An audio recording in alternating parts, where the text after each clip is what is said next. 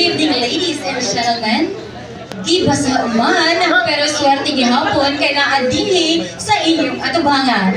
Representing 102.5 Brigada News FM Cagayan de Oro, in the heart of changing lives, Brigada Lovely Sambaan Maguinano, your Drive Max endorser!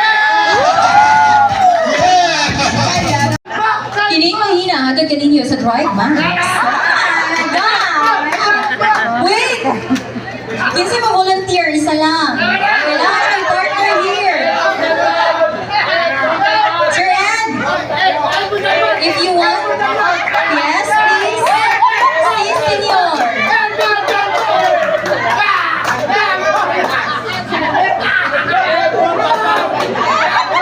Yan, nakabalik lagi si Sir.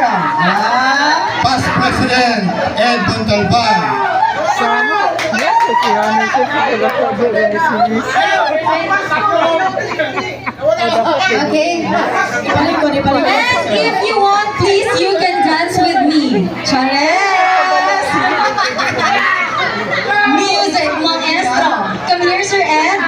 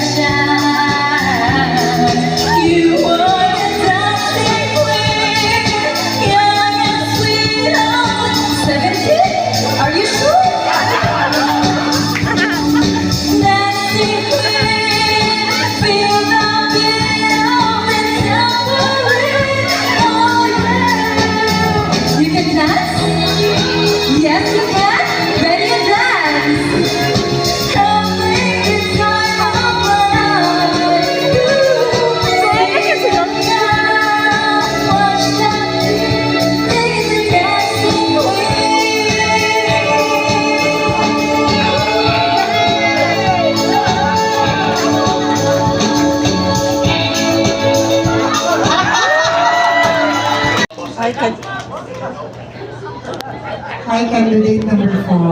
Hi, good evening.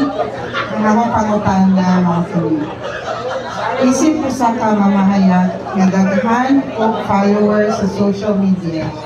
Kung saan nimo pagsiguro nga dili nimo magamit kini sa pagpangyatak sa katungod ug maabusuhan ang press freedom. Once again, good evening, ladies and gentlemen. A moment of silence, please. Thank you so much for that question, Miss Nicole Managbanag. Given the fact that you have many followers is an advantage on your part. Why?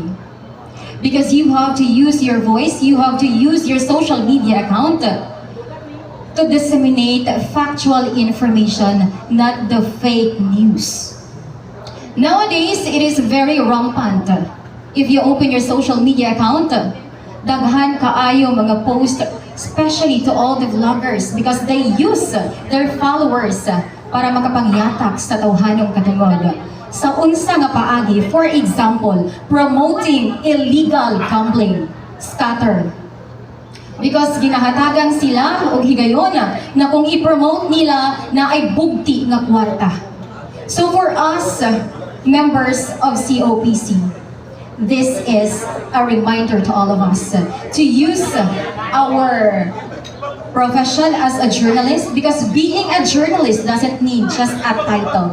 It means you are obliged and you have the responsibility to give factual information based on the reliable source. For example, we have here our friends from Fourth ID.